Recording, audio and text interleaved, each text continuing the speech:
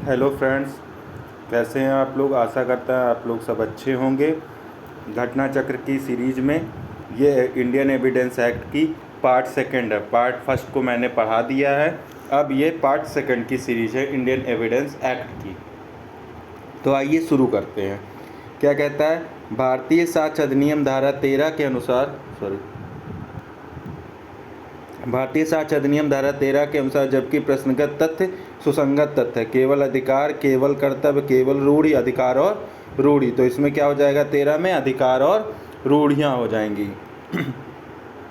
तो क्या कहता है, 13 के अनुसार जहाँ किसी अधिकार या रूढ़ियों के अस्तित्व के बारे में प्रश्न हो तो वहाँ क्या कौन सा तथ्य सुसंगत हो जाता है, कोई संव्यवहार ट्रांजैक्शन हो जाता है जिसके द्वारा प्रश्नगत अधिकार या रूढ़ि पैदा हुई, सृष्टि मतलब पैदा हुई, दावाकृत किया गया, उपांतरित किया गया, मान्यकृत किया गया, प्रख्यात किया गया या एक्सेप्ट किया गया या प्रत्याख्यात या डिनाई किया गया, तो उसके अस्तित्व से असंगत था। तो उसको जो उसके अस्तित्व से असंगत था तो उसको प्रस्तुत कर सकते हैं। और किसको प्रस्तुत कर सकते हैं, वे विशिष्ट उदाहरण जिनमें यह अधिकार या रूढ़ि दावाकृत, मान्यकृत या प्रयुक्त की गई हैं, जिनमें उसका प्रयोग विवादाग्रस्त था या प्रख्यात किया गया था, उसका अनुसरण नहीं किया था, तो इसको भी हम दे सकते हैं। अब आप आ जाओ नेक्स्ट क्वेश्चन पे।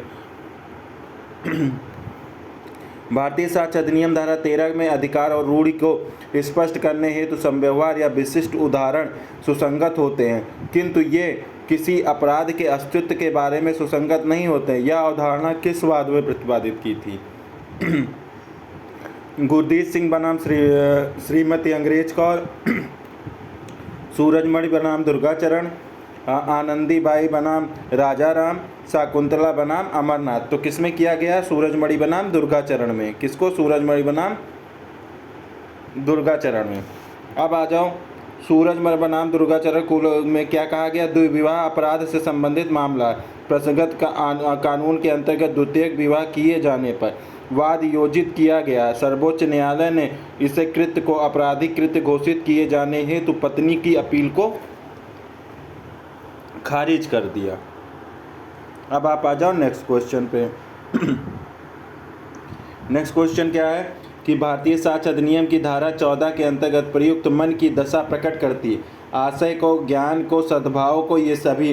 तो किस चीज़ को प्रकट करती है, सभी को प्रकट करती है।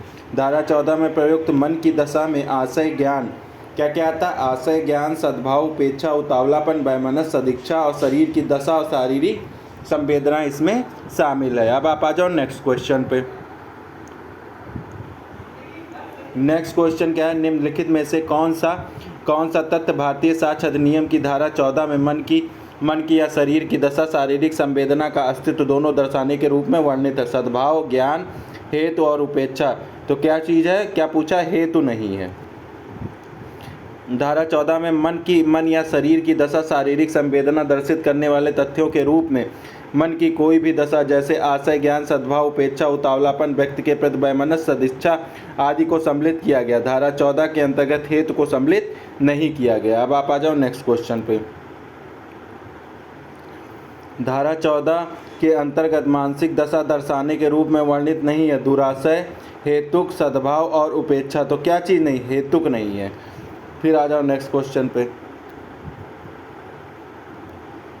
किसी व्यक्ति के मन या शरीर की दशा, शारीरिक संवेदना का अस्तित्व दर्शाने वाले तथ्य निम्न में से किस अधिनियम में सार्थक होते हैं? दंड प्रक्रिया 1973 की धारा 280, दीवानी प्रक्रिया संहिता 1908 के आदेश 8 नियम 12, भारतीय साक्ष्य अधिनियम 1872 की धारा 14। उपरोक्त सभी धाराओं और अधिनियमों में, तो उपरोक्त सभी धाराओं और अधिनियम में इसका वो पढ़ लो एक्सप्लेनेशन क्या कहता है। कहता धारा 14 के अंतर्गत मन या शरीर की दशा या शारीरिक संवेदना का अस्तित्व दर्शन करने वाले तथ्य सुसंगति है, तो आप जानते हो। लेकिन दंड प्रक्रिया 280 जो है वो क्या है, न्यायाधीश साक्षी की भाव भंगिमा के बारे में टिप्पणी करता। तो अभी क्या हुआ, शरीर की दशा दिखाता, भावभंगिमा क्या करता है, शरीर की दशा। तो वहाँ भी शरीर की दशा सुसंगत है 280 में भी। और ऐसे उपबंध सिविल प्रक्रिया 1908 के आदेश 18 नियम 12 में किया गया। मन या शरीर की दशा या शारीरिक संवेदना का घोतक है। नेक्स्ट आ जाओ। भारतीय साक्ष्य अधिनियम की धारा 14 में निम्न में से कौन से तत्व सुसंगत है? मुख्यतः मन की दशा दर्शाने की दशा को बताने वाले तत्व, शरीर की दशा को बताने वाले तत्व, शारीरिक संवेदना को बताने वाले उपरोक्त सभी। अब आप आ जाओ नेक्स्ट पे। सॉरी,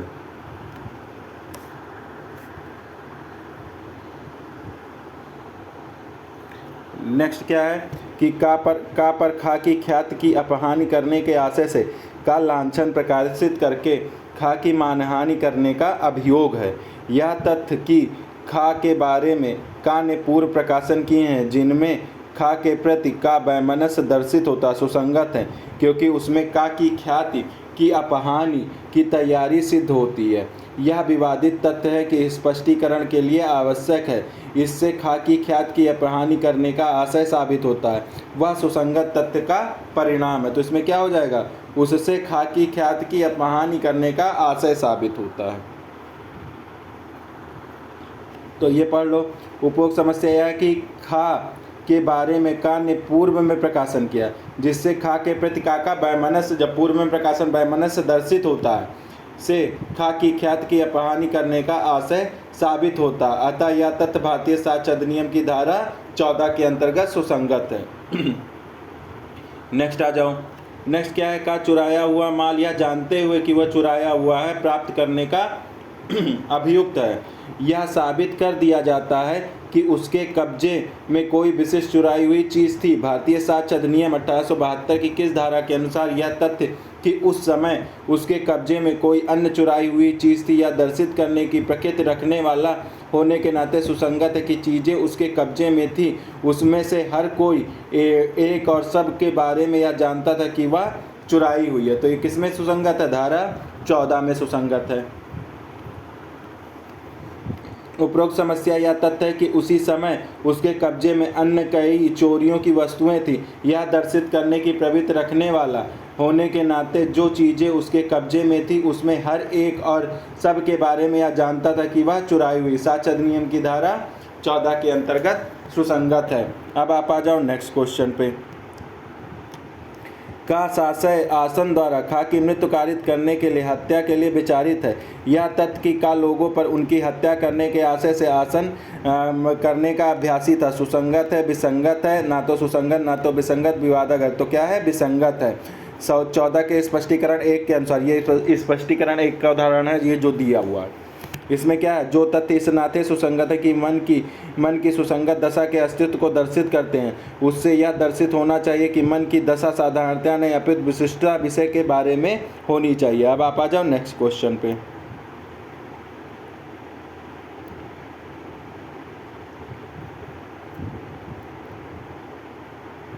नेक्स्ट क्वेश्चन क्या है कि आ ऐसी उपेक्षा के लिए बा पर वाद लाता है जो बा ने उसे युक्त रूप से अनुपयोग गाड़ी भाड़े पर देने द्वारा की गई, जिससे का आ को क्षति हुई थी। यह तथ्य कि बा उन गाड़ियों के बारे में जिन्हें वह भाड़े पर देता था अभ्यासता उपेक्षावान था, नहीं जानता था। सुसंगत है, विसंगत है? ना तो सुसंगत ना ही विसंगत, सुसंगत भी है और वह विसंगत में। तो ये क्या है? विसंगत। जब वो उपेक्षावान था, जानता ही नहीं था, तो कैसे बता देगा आपको? धारा 14 के स्पष्टीकरण 1 के जो तथ्य इस नाते सुसंगत है कि वह मन की सुसंगत दशा के अस्तित्व को दर्शातित करता है, उससे यह दर्शित होना चाहिए कि मन की वह दशा सामान्यता नहीं अपितु विशिष्ट विषय के बारे में अस्तित्व में है। किसके? विशिष्ट विषय के। वो सामान्यता था भाई, उसके पास कई गाड़ियाँ थी, सबका थोड़ी नॉलेज रखेगा। एक गाड़ी होती तो चलो भाई ठीक था। एक्स वाई के विरुद्ध नुकसान के लिए वाई के कुत्ते द्वारा जिसका हिंसक होना वाई क्या था? जानता था कि हिंसक है, वाद लाता है। यह तथ्य कि पूर्व में वाई के कुत्ते ने ए बी एवं सी को काटा था सुसंगत है, असंगत है, अग्राह्य है, अविश्वसनीय है। तो क्या है? ये सुसंगत तथ्य है।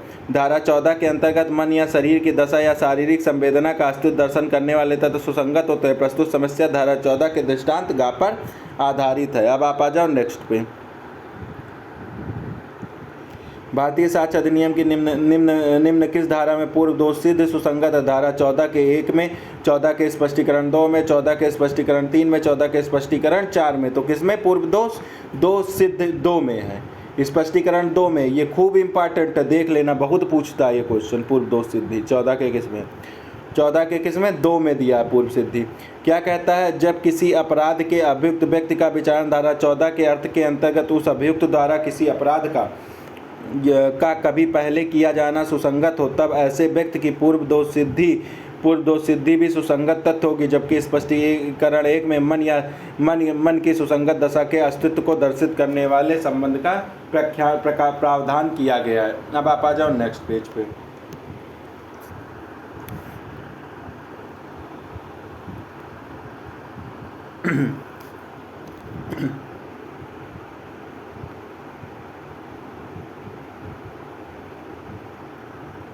इसमें क्या कहता है, कौन सा कथन सही नहीं है। तो अपेक्षिक मानसिक दशा दर्शाने वाले तथ्य सुसंगत होते हैं।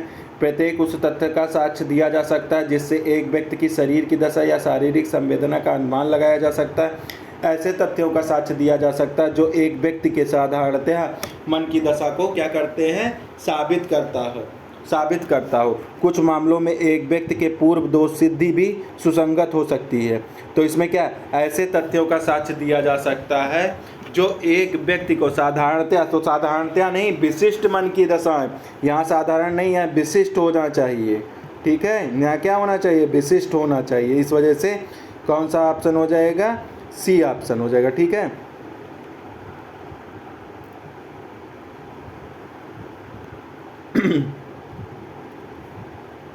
विशिष्ट तथ्य देखो यहाँ लिखा हुआ है। ठीक है, अब आ जाओ नेक्स्ट पे। धारा 7, धारा 8, धारा 11, धारा 14। धारा 7 किससे संबंधित है, सुसंगत तथ्यों से, तथ्य जो सुसंगत से तथ्य से असंगत हों, सुसंगत तथ्यों के हेतु से शरीर की दशा को दर्शित करने वाले। तो अभी पढ़े हो शरीर की दशा को, कौन, 14 को, शरीर की दशा को। 11 क्या करता है, 11 कहता है कि सुसंगत तथ्य जो सुसंगत तथा तथ्य से असंगत हैं वो भी हो जाएंगे। और फिर उसके बाद कौन सा करते हो, फिर धारा 7 और अरे यार ये क्या हो जाता, चलते नहीं पेने, अरे यार रुको। फिर ये धारा 7 क्या हो जाता है, सुसंगत तथ्यों के हेतु से, और धारा 8 सुसंगत तथ्य के हेतु से। तो हेतु जो है और हेतुक, तो हेतुक आएगा तो 7 मारना, हेतु आएगा तो 8 मारना। ठीक है, अब आप आ जाओ नेक्स्ट क्वेश्चन पे। इसका ऑप्शन क्या हो जाएगा, अरे यार चलो, इसका ऑप्शन बी हो जाएगा। ठीक है, अब आ जाओ नेक्स्ट क्वेश्चन पे। जब किसी व्यक्ति पर विभिन्न समुदायों के बीच घृणा और शत्रुता को बढ़ावा देने वाला भाषण देने के लिए अभियोग चलाया जाता है तो क्या होगा, उसके द्वारा दिए गए पूर्व के भाषण प्रासंगिक नहीं है। उसके द्वारा दिए गए पूर्व के भाषण धारा 12 भारतीय साक्ष्य अधिनियम में के तहत ग्राह्य होंगे। फिर नेक्स्ट आ जाओ,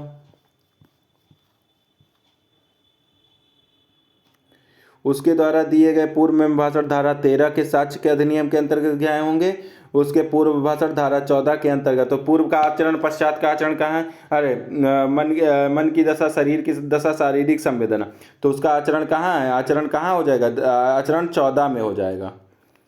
धारा 14 में मन की दशा या शरीर की दशा या शारीरिक संवेदना के अस्तित्व को दर्शित करने वाले तथ्य के बारे में प्रावधान है। इस धारा के तहत पूर्ववर्ती और पश्चातवर्ती दोनों घटनाएं मन की दशा को साबित करने के लिए ग्राह्य हैं, किंतु पूर्ववर्ती घटना विशेषकर, इसको धारा 8 में भी सुसंगत आप कर सकते हो, विशेषकर उन कारणों को दिखाने के लिए अधिक ग्राह्य है जिन्होंने विवादास्पद घटना को जब दिया है। इस प्रकार जब किसी व्यक्ति पर विभिन्न समुदायों के बीच घृणा और शत्रुता को बढ़ावा देने वाला भाषण देने के लिए अभियोग चलाया गया, धारा 14 के अंतर्गत उसके द्वारा दिए गए पूर्व भाषण भी ग्राह्य हो जाएंगे। नेक्स्ट आ जाओ,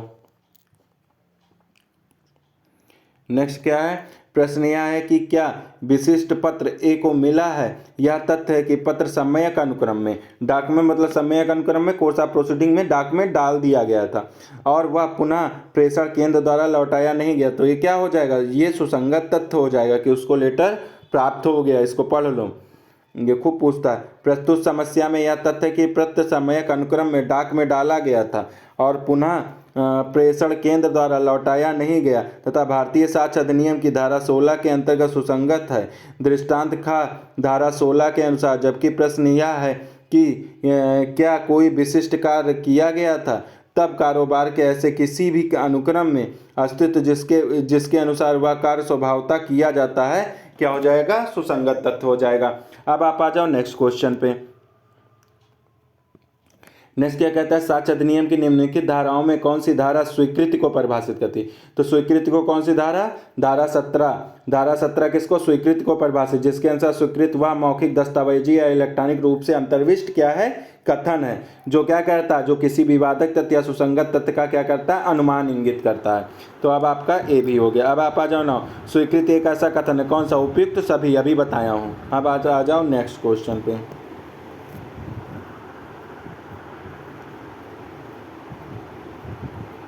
बहुत मेहनत पड़ जाता है, लेकिन वीडियो कोई लाइक नहीं करता है। वीडियो बना भी नहीं पा रहा हूँ मैं, बहुत मेहनत पड़ता है, लेकिन क्या करूँ, चलो बना देता हूँ मैं। मेरे से थोड़ा बहुत लाइक और सब्सक्राइब कर दिया करो तो ठीक रहता है बनाने में, और अच्छा लगता है, मतलब इंस्पिरेशन मिलता है कि और वीडियो बनाएं और मेहनत करें। नहीं तो ऐसे हम भी वो हो जाते हैं, छोड़ देते हैं कि क्या बनाएं, छोड़ो। ठीक है, चलो आओ शुरू करते हैं।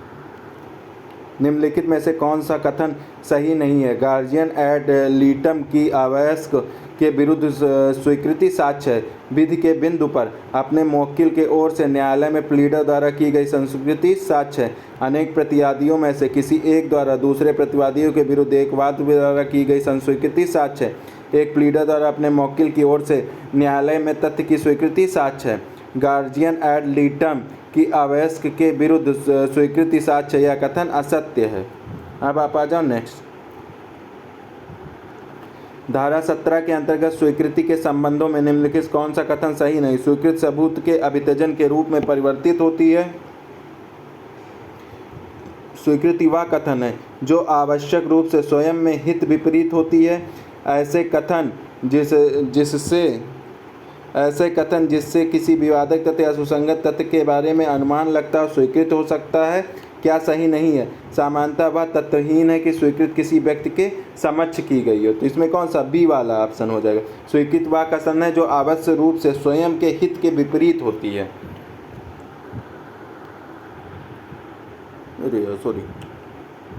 स्वयं के हित के विपरीत होती है। अब इसको देख लो, इसका एक्सप्लेनेशन पढ़ लेते हैं।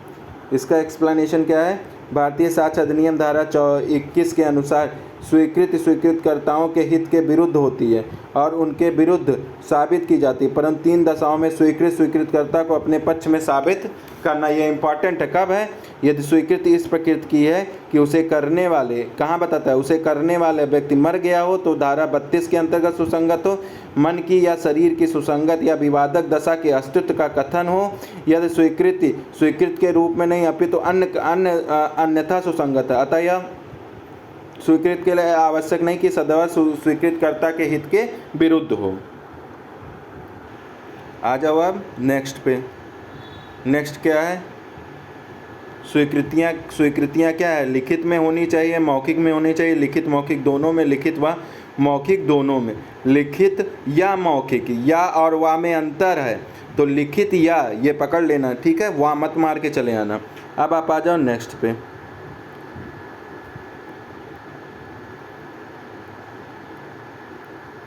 निम्नलिखित में से कौन सा कथन सही नहीं है? स्वीकृत को संसूचित किया जाना चाहिए, स्वीकृत लिखित में होनी चाहिए, स्वीकृत कौन सा सही नहीं है? मौखिक स्वीकृति एक बाह्य स्वीकृति तो ठीक है, स्वीकृत विहित रीति में होनी चाहिए, तो स्वीकृत लिखित में होनी चाहिए, ये आवश्यक नहीं है, मौखिक भी हो सकता है।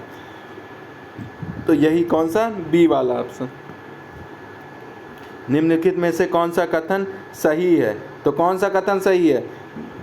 स्वीकृत केवल मौखिक हो सकती है, स्वीकृत केवल दस्तावेजी हो सकती, स्वीकृति मौखिक या दस्तावेजी हो सकती है, इनमें से कोई नहीं, तो मौखिक या दस्तावेजी हो सकती है। नेक्स्ट आ जाओ। स्वीकृतियाँ उन्हें करने वाले पर बंधनकारी है जहाँ तक वे संबंधित है किससे? तथ्य से, कानून के प्रश्न से, कानून एवं तथ्य दोनों से। तो किसके से स्वीकृतियाँ, किसका प्रश्न होता है? तथ्य से संबंधित।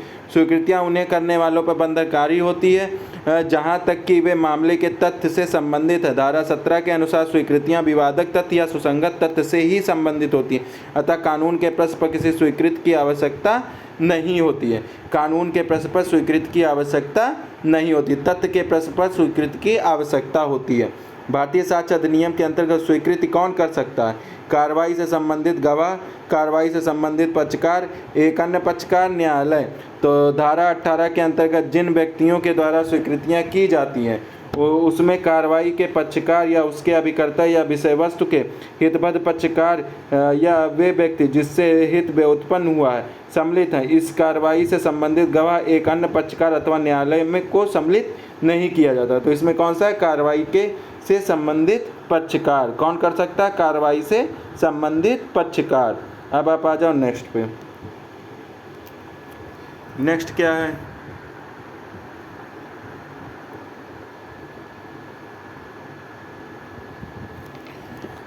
नेक्स्ट क्या है? एक एजेंट द्वारा किसी पक्ष में दिए गए बयान स्वीकृति माने जाएंगे सभी परिस्थितियों में यदि न्यायालय के अनुसार केस की परिस्थितियों को देखते हुए एजेंट को मूल पक्ष ने स्पष्ट रूप से अधिकृत किया। यदि न्यायालय के अनुसार केस की परिस्थितियों को देखकर एजेंट को स्पष्ट और निर्दिष्ट रूप से, स्पष्ट या निर्दिष्ट रूप से क्या अधिकृत किया गया हो? तो स्पष्ट या निर्दिष्ट रूप से किसी रूप में भी अधिकृत किया गया हो तो कहाँ पे हो जाएगा? वो सुसंगत हो जाएगा। तो इसको पढ़ लो।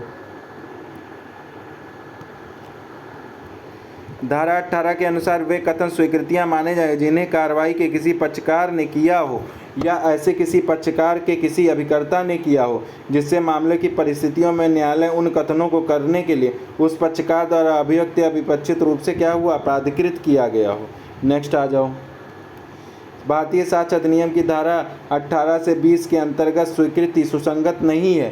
कार्रवाई के पक्षकार की स्वीकृति, सेवक की स्वीकृति, अभिकर्ता की किसी वाद की विषय वस्तु में हित रखने वाले व्यक्ति की, तो किसकी? सेवक की स्वीकृति सुसंगत नहीं है। धारा 18 के अनुसार जिन व्यक्तियों द्वारा स्वीकृति की जाती है उनमें कार्रवाई के पक्षकार या उनके अभिकर्ता या विषय वस्तु के हितबद्ध पक्षकार वे व्यक्ति हैं जिनसे हित व्युत्पन्न हुआ ही है सम्मिलित हैं। इसमें सेवक की स्वीकृति सम्मिलित नहीं है। धारा 19 के अनुसार स्वीकृति के अंतर्गत वह कथन आते हैं जो ऐसे व्यक्तियों के होते हैं जिनकी स्थितियां किसी वाद के किसी पक्षकार के विरुद्ध सिद्ध की जानी है। धारा 20 के अंतर्गत उन व्यक्तियों के कथन की स्वीकृतियां होती हैं जो किसी विवादाग्रस्त विषय के बारे में जानकारी देने के लिए वाद के किसी पक्षकार द्वारा स्पष्टता क्या किए गए हैं? निर्दिष्ट किए जाते हैं। अब आप आ जाओ नेक्स्ट पे। आ जाओ नेक्स्ट क्वेश्चन पे। क्या है? एक पक्षकार द्वारा की गई स्वीकृति इसके विरुद्ध साक्ष्य होती है। संपदा के संसर्गी, विधि के संसर्गी, रक्त में संसर्गी, उपयुक्त सभी तो किस में होती है? संपदा में संसर्गी होती है, हमेशा याद रखना। धारा 18 के अनुसार कार्रवाई के पक्षकार द्वारा स्वीकृति का प्रावधान वर्णित है।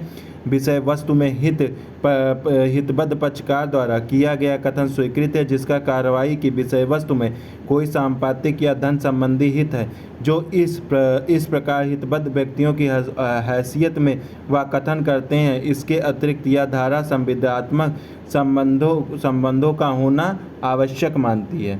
अब आप आ जाओ नेक्स्ट क्वेश्चन पे।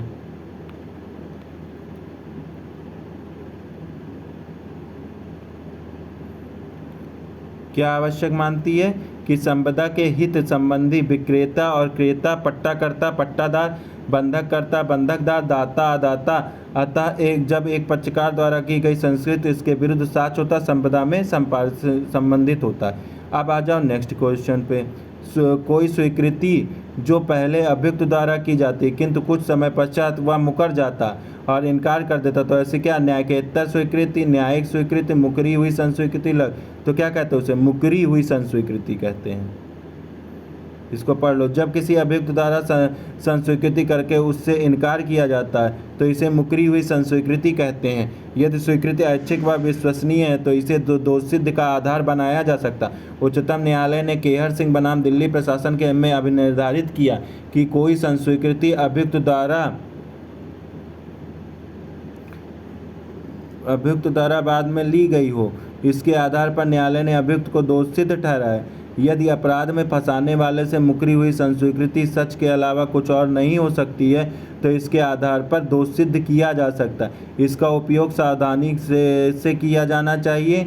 मुकरी हुई संस्वीकृति यदि स्वैच्छिक एवं विश्वसनीय है तो इसके आधार पर दोषसिद्ध मान है। इसका साक्षिक मूल्य मूल्य अप्रभावित रहता है। अब आप आ जाओ नेक्स्ट पे। सामान्य नियम है कि स्वीकृति स्वीकृतकर्ता के विरुद्ध साबित की जाती है।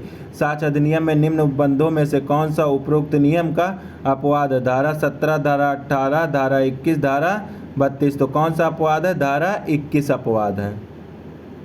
क्या है अपवाद? स्वीकृतकर्ता के विरुद्ध साबित की जाती है। साक्ष्य अधिनियम के इस सामान्य सिद्धांत का अपवाद 21 में मिलता है। इस धारा के अनुसार 3 परिस्थितियों में एक पक्षकार ने अपने ही कथन को साबित किया जा सकता है। जब वह धारा 32 के अंतर्गत सुसंगत हो तथा मृत्युकालिक कथन हो, कथनकर्ता के मन या शरीर की दशा को दर्शित करने वाले तथ्य हो, स्वीकृतिकर्ता अपने कथनकर्ता द्वारा साबित किए जा सकते हैं यदि वह स्वीकृति के रूप में नहीं किंतु अन्यथा सुसंगत है। अब आप आ जाओ नेक्स्ट।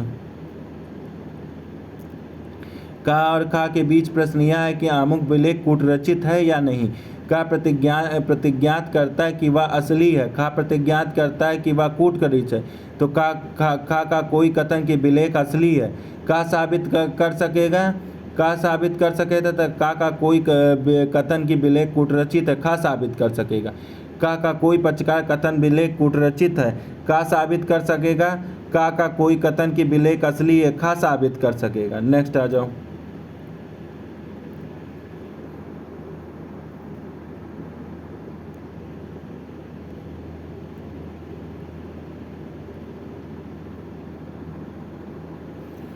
का अपना कथन की विलेख असली है साबित कर सकेगा। खा अपना कथन की विलेख कूटरचित है साबित कर सकेगा। तो इसमें क्या कहा? प्रस्तुत मामला भारतीय साक्ष्य अधिनियम धारा 21 के दृष्टांत का पर आधारित है। धारा 21 के अनुसार स्वीकृतियां उन्हें करने वाले व्यक्तियों या उनके हित प्रतिनिधियों के विरुद्ध सुसंगत हैं और साबित की जा सकेगी, किंतु उन्हें करने वाले व्यक्ति द्वारा, उसकी ओर से या उसके हित प्रतिनिधि द्वारा उन्हें साबित नहीं किया जाएगा। उन्हें साबित नहीं किया जाएगा। अब आप आ जाओ नेक्स्ट क्वेश्चन पे। एक स्वीकृतकर्ता की ओर से उसके पक्ष में तब सुसंगत होती है जब ऐसी स्वीकृति धारा 18, धारा 31, धारा 21, धारा 20। तो कब? किस धारा? धारा 21 में। क्या कहता है? धारा 21 के अंतर्गत यह साक्ष्य का नियम वर्णित है कि स्वीकृतियां उन्हें करने वाले व्यक्ति या उनके हित प्रतिनिधि के विरुद्ध सुसंगत होती और साबित, यद्यपि यह इस धारा में वर्णित 3 अपवादों के अधीन है। धारा 18 में उन व्यक्तियों का उल्लेख किया गया जो स्वीकृतियां कर सकते हैं। इसी प्रकार धारा 20 के अंतर्गत वे पक्षकार द्वारा अव्यक्त रूप से निर्दिष्ट व्यक्ति द्वारा की गई स्वीकृति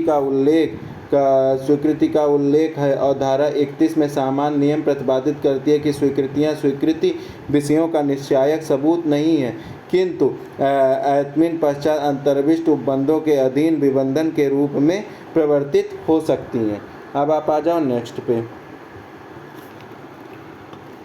भारतीय साक्ष्य अधिनियम में निम्नलिखित उपबंधों में इलेक्ट्रॉनिक अभिलेखों की विषय वस्तु के बारे में मौखिक स्वीकृतियों का प्रावधान कहाँ दिया गया है? 22A में दिया गया। कहाँ दिया गया है? 22A में दिया गया है। तो अब आप पढ़ो। भारतीय साक्ष्य अधिनियम की धारा 22 से इलेक्ट्रॉनिक अभिलेख की विषय वस्तु के बारे में मौखिक स्वीकृतियों का प्रावधान करती है। इसके अनुसार इलेक्ट्रॉनिक अभिलेख की अंतर्वस्तु के बारे में मौखिक स्वीकृतियां तब सुसंगत होती हैं जब पेश किए गए इलेक्ट्रॉनिक अभिलेख की असलियत का प्रश्नगत हो। क्या हो? असलियत प्रश्नगत हो। अब आप आ जाओ नेक्स्ट। क्या कहता है? कौन सी धारा केवल सिविल मामलों में? तो धारा 23। ये याद कर लेना, खूब पूछता। धारा 23 सिविल मामलों में स्वीकृतियां कब सुसंगत से संबंधित। धारा 27 अभियुक्त को प्राप्त जानकारी में कितना साबित किया जा सकता है। धारा 53 दंडिक कार्रवाइयों में अच्छे सील की सुसंगतता तथा धारा 133 अपराधी के बारे में उपबंध है। कौन सी धारा आपराधिक मामलों से संबंधित नहीं है? तो धारा 23। खूब पूछता है। नेक्स्ट आ जाओ। केवल सिविल मामलों में कौन सा? 23 अभी बताए हैं। प्रतिकूल प्रभाव डाले बिना संसूचना खूब इम्पॉर्टेंट है। प्रतिकूल प्रभाव डाले बिना संसूचना खूब इम्पॉर्टेंट, मोस्ट इम्पॉर्टेंट। कहाँ दिया गया है? तुम्हारे सेक्शन, आप लोगों के सेक्शन 23 में दिया गया है। अब आप आ जाओ नेक्स्ट पे।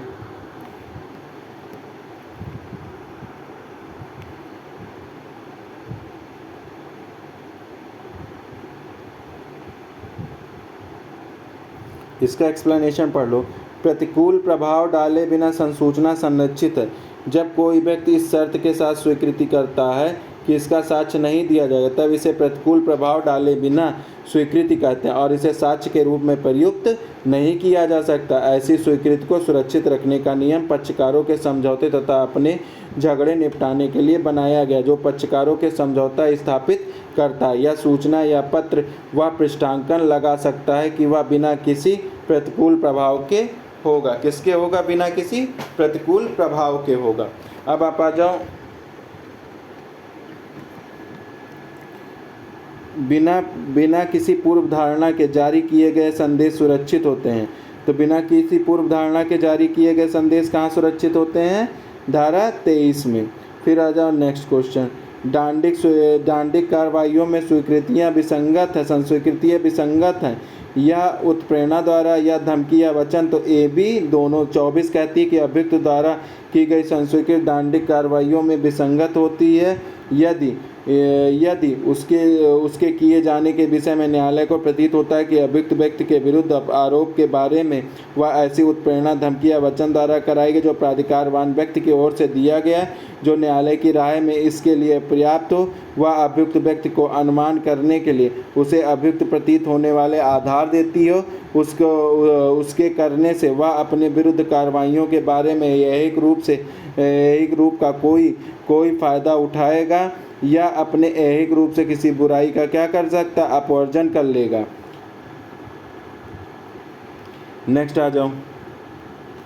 संस्वीकृति एक स्वीकृति है जो किसी समय ऐसे व्यक्ति द्वारा की गई है जिस पर अपराध का आरोप तथा जिसके कथन या सुझाव के यह अनुमानित होता है कि उसने यह अपराध किया है। उपरोक्त परिभाषा स्टीफन एटिकन मैकाले मिलेट। तो किसकी परिभाषा? स्टीफन की परिभाषा, स्टीफन महोदय की परिभाषा है। भारतीय साक्ष्य ने संस्वीकृति को परिभाषित नहीं किया, स्टीफन महोदय ने उपरोक्त को परिभाषित किया।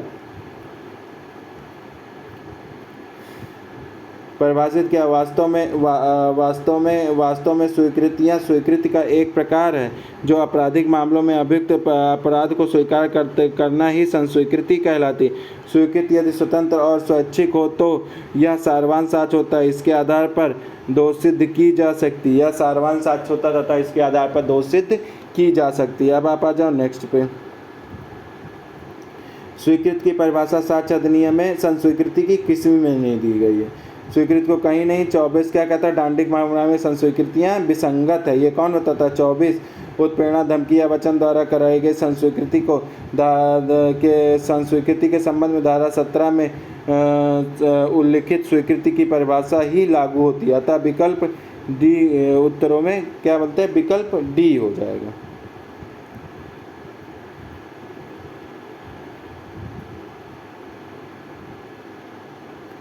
मुकरी हुई संस्वीकृति कौन सी? मुकरी हुई कि अकेले आधार पर दोष सिद्ध किया जा सकता है, कि अकेले आधार पर दोष सिद्ध किसी भी परिस्थिति में नहीं, कि अकेले आधार पर दोष सिद्ध तब तक नहीं किया जाता जब तक उसकी पुष्टि नहीं हो जाती, है। तो इसमें कौन सा केस है? इसमें केस पढ़ो। आलोकनाथ दत्त बनाम पश्चिम बंगाल के मामले में उच्चतम न्यायालय ने क्या किया? अब निर्धारित किया कि विधि का यह सुस्थापित सिद्धांत की प्रख्यापित संस्वीकृति एक कमजोर प्रकार का साक्ष्य न्यायालय को ऐसे संस्वीकृति को विश्वास करते समय स्वयं समाधान कर लेना चाहिए कि वह सत्य और विश्वसनीय है। उस पर न्यायिक संस्वीकृति का जिसका प्रख्यान किया गया अभिलेख के तौर पर साक्ष्य में लाया कि स्वतंत्रता अकाट्य साक्ष्यों के सारभूत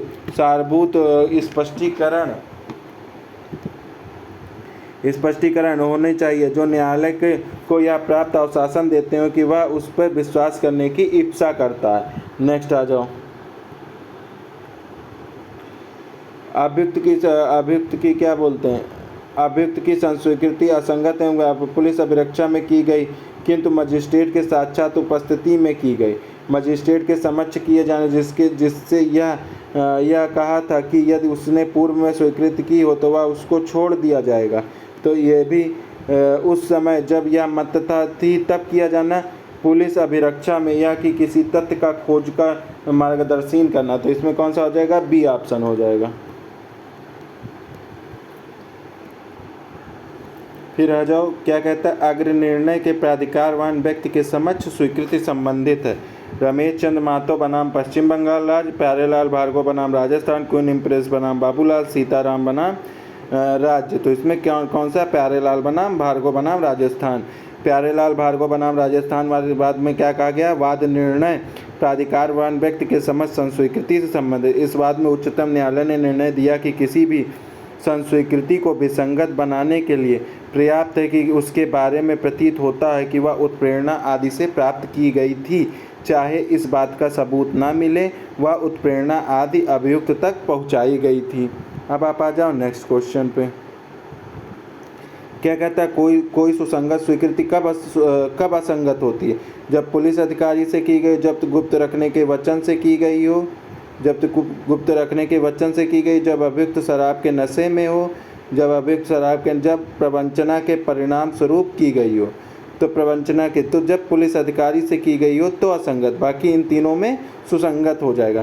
धारा 25 के अनुसार किसी भी पुलिस अधिकारी से की गई कोई भी संस्वीकृति किसी अपराध के अभियुक्त व्यक्ति के विरुद्ध साबित नहीं की जाएगी। अतः सुसंगत संस्वीकृति जब पुलिस अधिकारी के समक्ष की गई है तो वह असंगत होगी। भारतीय साक्ष्य अधिनियम की कौन सी धारा पुलिस के समक्ष दी गई संस्वीकृति के से ग्राह्य नहीं होती है? पुलिस के समक्ष तो कौन सी धारा, धारा 25 है। फिर आ जाओ नेक्स्ट कि अपराध करने के बाद पुलिस अधिकारी के पास जाता और संस्वीकृति करता और अन्य सूचना देता है, आ को अपराध के लिए आरोपित किया जाता है। यह संस्वीकृति साक्ष्य अधिनियम धारा 25 के कारण उसके विरुद्ध साक्ष्य में नहीं दिया जा सकता। नेक्स्ट क्या है, धारा 27 उसके विरुद्ध साबित की जा सकती है। धारा 25 के कारण उसके विरुद्ध साबित किया जा सकता है। तो धारा 25 में उसके विरुद्ध, तो ऑप्शन ए सही हो जाएगा। नेक्स्ट आ जाओ, हत्या के मामले में दोषी की पहचान होने से पहले ही खां ने पुलिस अधिकारी से संस्वीकृति पत्र लिखे जाते समय संदेह नहीं था कि सार्वजनिक उचित उत्तर के आगे विकल्पों को चुनिए। यह संस्वीकृति अग्राह्य है क्योंकि यह पुलिस अधिकारी से की गई है। यह ग्राह्य है क्योंकि यह स्वेच्छा से की गई है और पुलिस अधिकारी को किया जाना असंगत है। यह ग्राह्य है क्योंकि यह न तो पुलिस अभिरक्षा में की गई है न ही पुलिस अधिकारी की उपस्थिति में की गई है। यह अग्राह्य है क्योंकि वह मजिस्ट्रेटों के समक्ष नहीं की गई है। तो इसमें कौन सा ऑप्शन, सी ऑप्शन सही हो जाएगा। क्या कहता है, धारा 25 के अनुसार किसी पुलिस अधिकारी से की गई संस्वीकृति किसी अपराध के अभियुक्त व्यक्ति के विरुद्ध साबित न की जाएगी। प्रश्नानुसार संस्वीकृति पत्र लिखित जाते समय उस पर कोई संदेह नहीं था, न स्वीकृति पुलिस उपस्थिति में की गई है, इसलिए यह ग्राह्य होगा। सीताराम बनाम उत्तर प्रदेश राज्य, खूब इम्पॉर्टेंट, सीताराम बनाम उत्तर प्रदेश राज्य।